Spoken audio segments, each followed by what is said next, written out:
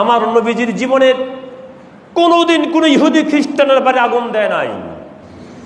আমার নবীজির জীবনে কোনো বিধর্মীর বাড়িতে, তার হাজারো শত্রুর বাড়িতে তিনি আক্রমণ করেন নাই। যুদ্ধের যখন যুদ্ধের মাঠে যা হয়েছে তাই, বাড়িতে এসে কোনো নির্যাতন শুরু করে নাই। নবী কন্যায় সাহাবাই কেরাম করে নাই। নবীজিকে মারার জন্য আসছিলেন অনেক কাফেরেরা। ওমর ফারুক বলছেন, হুজুর হে বেচারা আপনার বিরুদ্ধে কথা বলে, আমাকে অনুমতি দিলে কাজ হয়। নবী বললেন, থামো চাই দেখি, এ তো পাগলামি করো না। সুবহানাল্লাহ। এটা ছিল নবীর আদর্শ।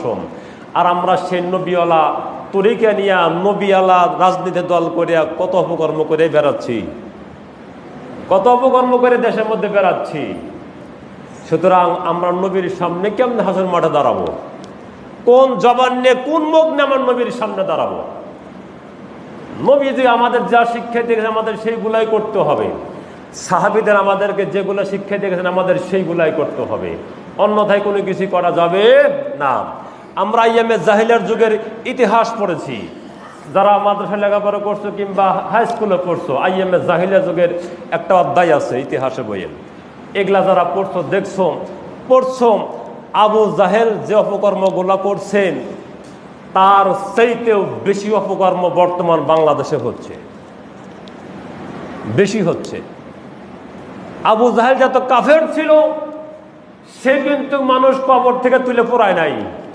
কিন্তু আমার দেশে কিন্তু ইসলামের নাম ব্যবহার করে কবর থেকে মানুষ তুলে আগুন দিয়ে পোড়াইছে, করছে না? এটা কিন্তু আবু জাহেলের যুগ পারি করে দিছে। চোরের মুখে ধর্মের কথা মানায় না। একটা প্রবাদ আছে যে চোরের মুখে ধর্মের কথা মানাই না, কিন্তু আমরা ধর্মের কথাই বেশি বলি মানুষের সামনে। আর ওই চোরের যে কর্ম, ইসলাম বিরোধী কাজকর্ম আমাদের মধ্যে বেশি রাখি, আর জনসম্মুখে যে আমরা ধর্মের দোহাই বেশি মানুষকে দেই। সম্মানিত হাজিরিন, শ্যামা রসুল আরবি হুজুরি পূর্ণ সাল্লাল্লাহু সাল্লামকে একজন কাফের জীবনে দেখা নাই, কিন্তু তার কথা শুনে বললেন তিনি আখিরি নবী। জোরে কোন সুবহানাল্লাহ। বলে কেমনে? বলে তাওরাত, জব্বুর, ইনজিল যত কিতাব পড়ছি প্রত্যেকটা কিতাবের ভিতরে আখিরি নবীর বৈশিষ্ট্যগুলো আছে। সুবহানাল্লাহ, সুবহানাল্লাহ।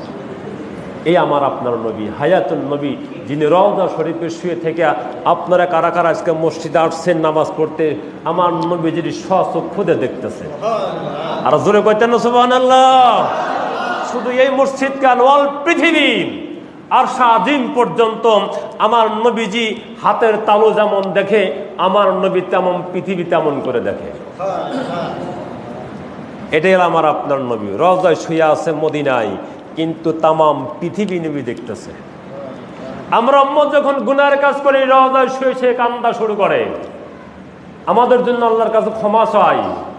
আমরা যখন কোনো ভালো কাজ করি, নবী আমার রওজায় শুয়ে থেকে থেকে আমাদের জন্য তিনি হাসি এবং খুশি আনন্দ থাকে। জোরে কোন সুবহানাল্লাহ। এটা আমার আপনার নবী, এটাই আমার আপনার ঈমান, এটাই আমার আপনার আকীদা। বিশ্বাস করতে হবে। যদি এই বিশ্বাস কোন আলেমের মধ্যে না থাকে, কোন মুসলমানের মধ্যে না থাকে, সে মুসলমান হতে পারে না।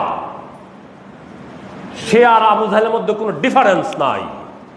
যে নবীকে তাদের কাতারে নিয়ে বলবে যে আমাদের মতোই নবী মানুষ, সে কখনো মুসলমান হতে পারে না। সে মুসলিম দাবি করতে পারে না। সে আবার ইমাম কিসের, খতিব কিসের, বক্তা কিসের, পারে না।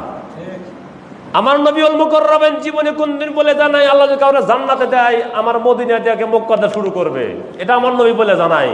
কিন্তু তথাকথিত ইসলামী দলের বক্তা তিনি বলছেন আল্লাহ যদি কিয়ামতের মাঠে কাউরে জান্নাত দেওয়া শুরু করে, আগে সাতক্ষীরা দিয়ে শুরু করব। এই যে জান্নাত দেওয়া শুরু হয়ে গেছে, সাতক্ষীরা থেকে শুরু করবে জান্নাতের দোকান। এটা আমার নবী জীবনে কোনদিন বলে জানাই, সাহাবায়ে কেরাম কোনদিন বলে জানাই, কিন্তু আমরা মৌলবীরা বলতেছি। এখন মুসলমান কোন ডিফারেন্টের মধ্যে পড়ে যাবে? এটা তো দ্বন্দ্বের মধ্যে পড়ে যাবে। সুতরাং ইসলামের কথা বললে মুসলমান বলে বলবো না যে মুসলমান। ইসলামের কথা, কোরআনের তাফসীর কিন্তু ভারতের হিন্দু মানুষ লিখছে, গিরিশচন্দ্র সেন, ইনি কোরআন অনুবাদ লিখছে। দেখি সে আলেম, দেখি সে মুসলমান, দেখি সে ইমানদার। একজন হিন্দু মানুষ কোরআনের অনুবাদ লিখছে, সে কিন্তু ছোট মোটো জ্ঞানী না, বড় জ্ঞানী, কিন্তু ইমান আনা নাই। কি আনা নাই? ইমান আনা নাই। আমার আপনার সামনে ইসলামের বহু কথা বলবে, কিন্তু দেখবেন যে বেটার ভিতরে আগে ইমানটা আছে কিনা। যদি ইমানটা থাকে তার কথা মানা যাবে, ইমান না থাকলে তার কথা মানা যাবে না, কখনো মানা যাবে না। ইমান কি? হুব্বে রসুল, রসুল্লাহর মোহাব্বত হলে